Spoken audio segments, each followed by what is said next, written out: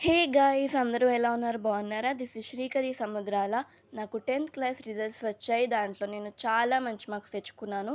దానికి కారణం ఎవరంటే నేను రాత్రి అలారం పెట్టుకొని పొద్దున లేచి అక్కని లేపి మళ్ళీ డిస్టర్బ్ చేయకుండా పడుకుంది నేను.